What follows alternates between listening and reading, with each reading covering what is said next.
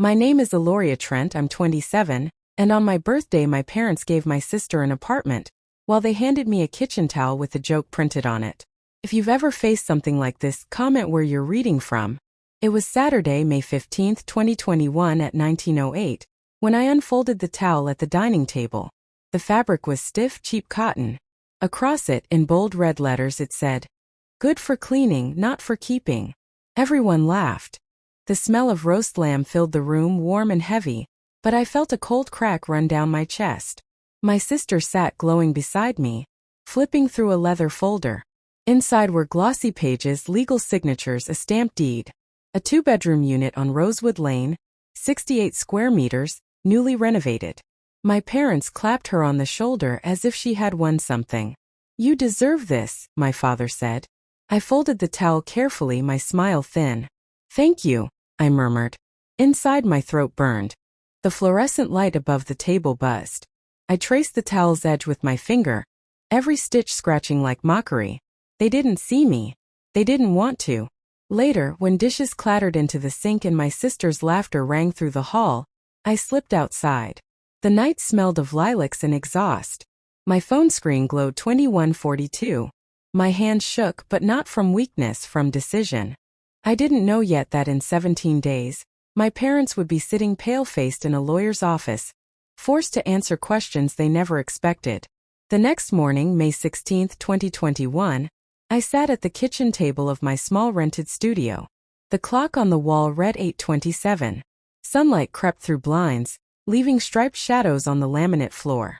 I set the towel down in front of me like evidence, its letters loud even in silence. Good for cleaning, not for keeping. Meanwhile, my sister had posted a picture online at 7:14. Her standing in front of the Rosewood Lane apartment, holding the keys high. The caption read, "Finally moving in. Thank you, Mom and Dad." Dozens of hearts and congratulations already filled the comments. I stared at my cracked phone screen until my eyes stung. Rent for this studio was $610 a month, and every bill was mine alone: electricity, water, groceries. I had exactly $482 left in my account after paying May's rent. I'd been skipping dinners, stretching rice and canned beans, while they were signing property deeds like they were party favors. At 9:02 my mother called. "We're having brunch at Rosewood. Don't be late."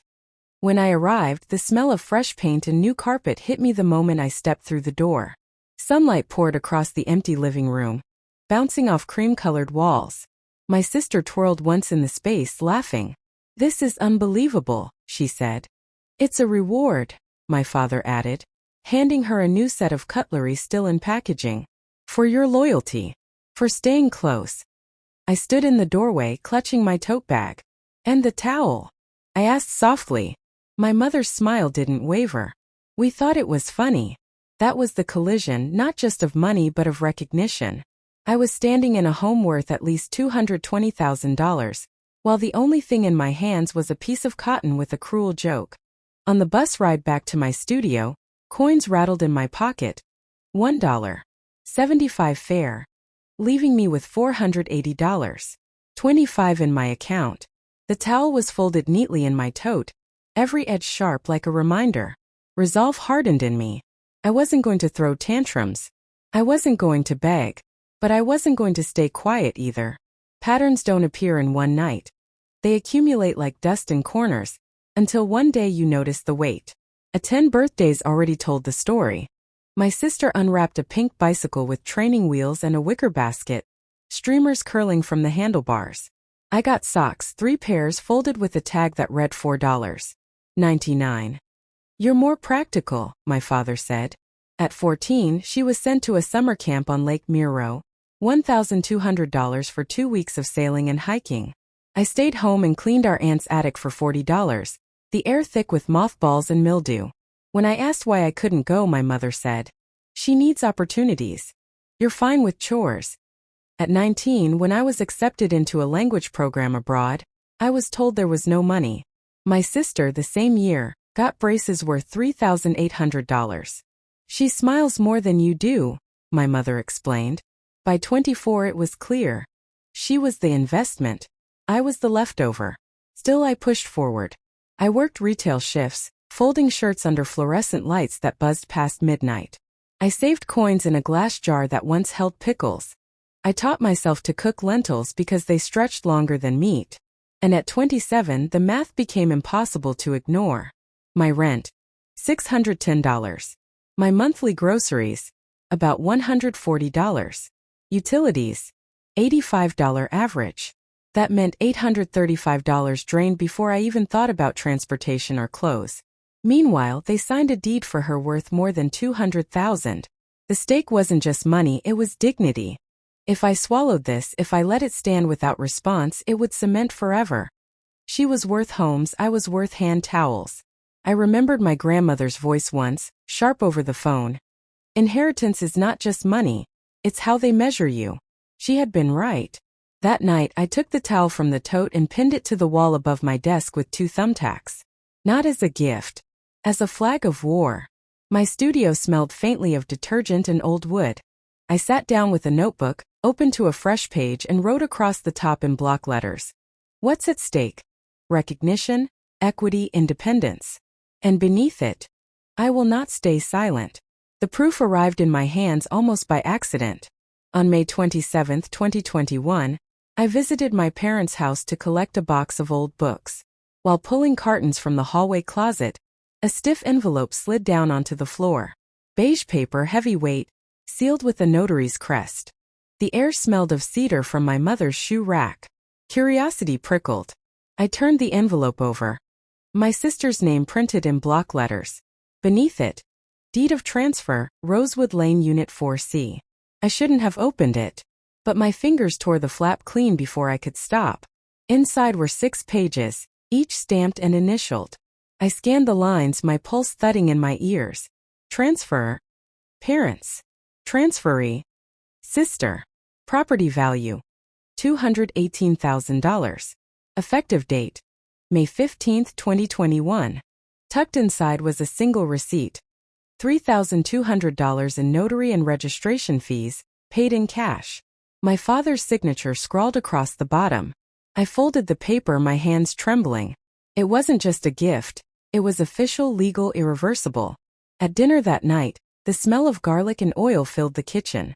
My father carved into a roast, asking my sister, "So when will you move the furniture?" I tested the waters. Does the deed say it's fully hers? My mother's fork paused midair. You shouldn't concern yourself. My sister laughed, slicing into her meat. Why? Planning to move in? Heat rose in my throat. I forced a smile, but under the table my hands pressed the folded deed against my leg. I could feel the raised notary seal through the paper, like a weapon hidden in plain sight. Later, in my studio, I spread the documents across my desk. The cheap lamp cast a yellow glow over every stamped signature. My fingers traced the embossed crest, the rough indentations left by the notary's press. 2 short quotes burned in my head. From my father, "For your loyalty. For staying close." From my mother, "We thought it was funny."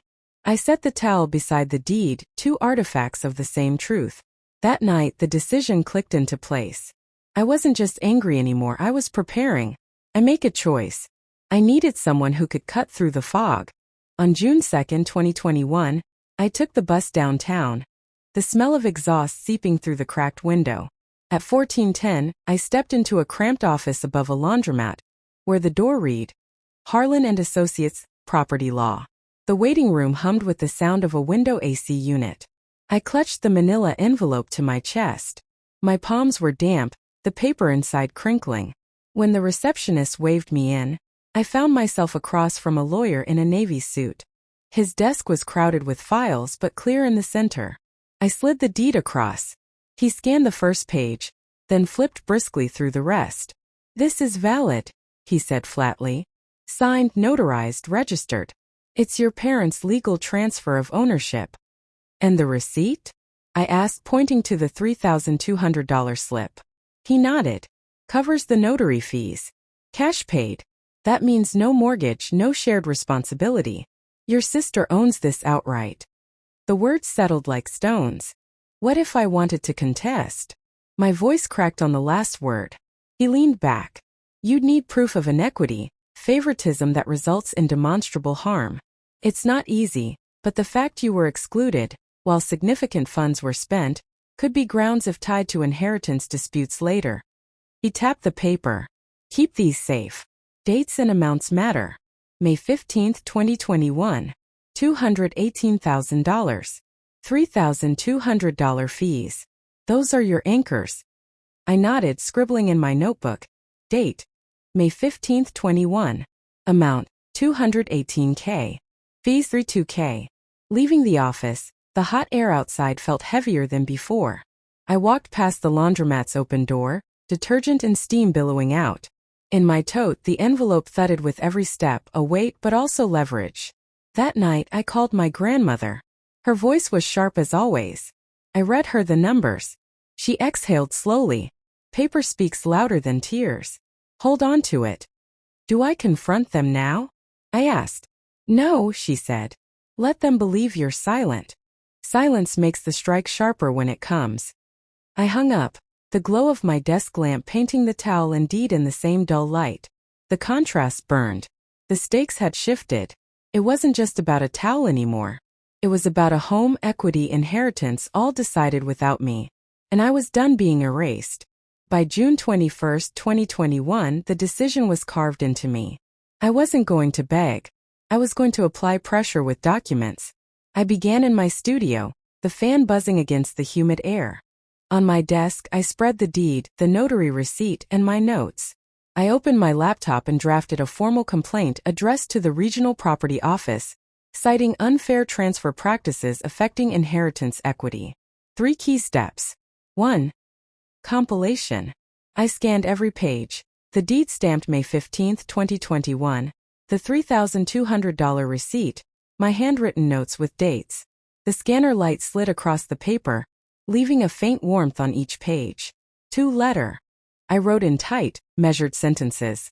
This transfer raises concerns of intentional disinheritance and financial discrimination. Attached are supporting exhibits. 3. Delivery. I printed the packet, 12 pages total, and slid it into a firm red folder. The ink smell lingered on my fingers.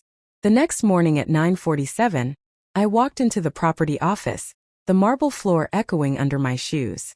At the counter, a clerk looked up. I need to file a complaint regarding a residential transfer, I said, steady. He flipped open the folder, brows lifting slightly at the notary stamps. We'll log this.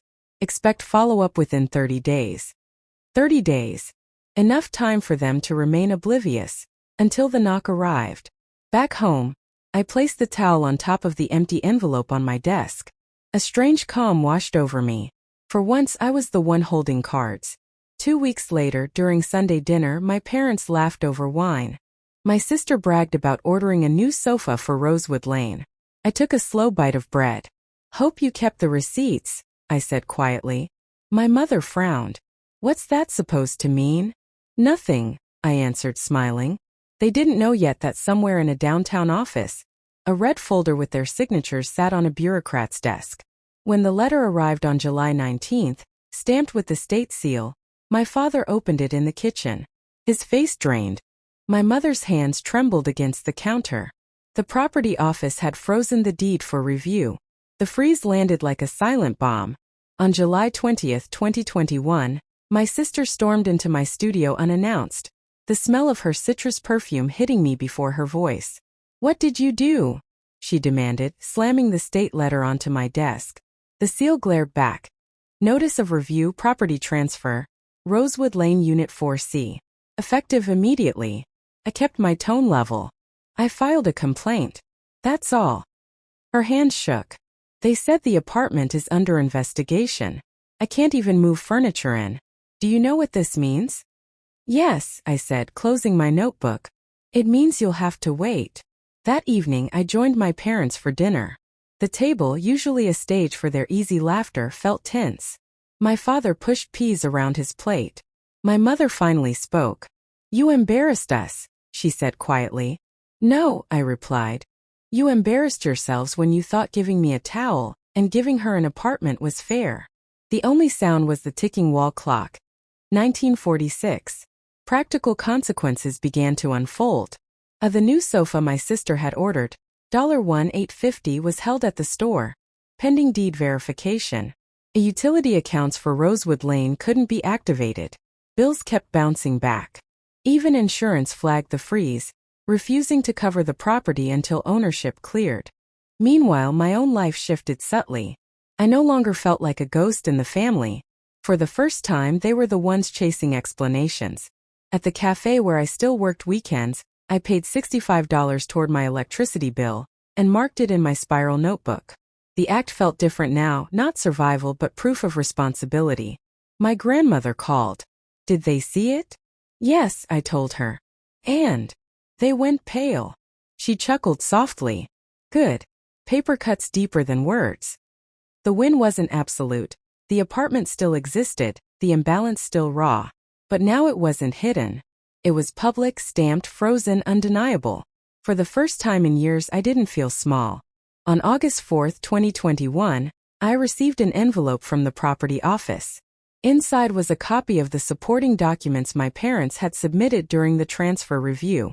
Among them, one sheet caught my eye. A bank transfer confirmation. May 14, 2021 transfer. $218,000 from joint account ending 4073 property seller. So it hadn't been a symbolic deed or partial ownership. They had wired the full amount liquid cash, just one day before the notarization. I held the page under my desk lamp, the numbers crisp, the ink slightly smudged where it had been scanned. Proof of choice. Proof they had the funds and deliberately funneled them only to her. That evening, I joined them at Rosewood Lane for a family discussion. The apartment still sat empty, smelling faintly of paint and dust. My father crossed his arms. This has gone far enough. Withdraw the complaint. I placed the transfer printout on the counter between us. You told me you couldn't help with rent. You said money was tight. But this $218,000 in one click. My mother's lips tightened. It was an investment. She'll stay close, keep the family together. I looked at both of them calm now. And me? I'm disposable? You bought a roof for one child and handed the other a joke. My sister muttered. You're blowing it out of proportion. I turned to her steady. If you believe that, you wouldn't be this afraid of losing it. Silence stretched. The fridge hummed, the clock ticked. My father tried one last move. If you don't back down, you'll ruin your relationship with us forever. I slid the papers back into my folder. That relationship was already uneven. I'm not ruining it, I'm naming it.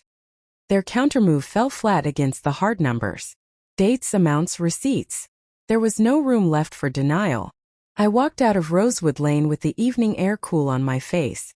In my bag, the folder felt less like a burden and more like a compass. The truth was sealed. There was no going back. It's February 2022 now, 6 months since the review froze the deed, and my days look different. I live in a one-bedroom on Fairmont Street, 412 square feet, with scuffed hardwood floors and a balcony just wide enough for 2 chairs. Rent is $645. I cover it myself paycheck to paycheck, but the walls are mine, the keys mine. The air smells faintly of coffee most mornings. I brew it strong in the dented mocha pot I bought secondhand for $12. The towel is folded in a drawer. Not forgotten but no longer on display. The folder with the deed copies and bank transfer sits in a fireproof box under my bed, labeled in thick black marker. Records. It's not about revenge anymore. It's about memory. Paper doesn't lie. I still see my family occasionally. Birthdays, brief calls. But the boundaries are sharp now. When my father once tried to lecture me about family loyalty, I looked him in the eye and said, I handle my own bills. That's loyalty enough. He had no reply.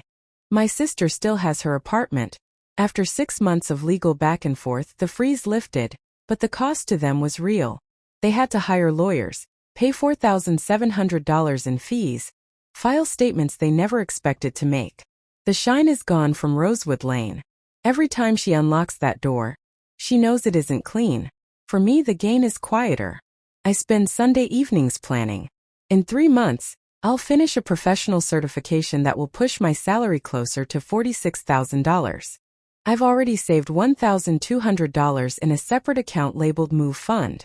By summer, I'll start looking for a place fully my own. No more studios above laundromats. No more borrowed furniture. Most evenings I sit at my desk with the balcony door cracked open. The city hum drifting in. I pay bills, write in my notebook, sip coffee gone lukewarm. Simple rituals that are mine alone. I no longer wait for fairness. I make it one choice at a time. Tonight I light a candle, flip my notebook to a fresh page, and write across the top, future boundaries. Underneath I list 3 rules. No financial secrets. No one decides my worth but me. Silence is not weakness, it's strategy. I breathe in the quiet. I am steady, and I choose myself in present tense every single day.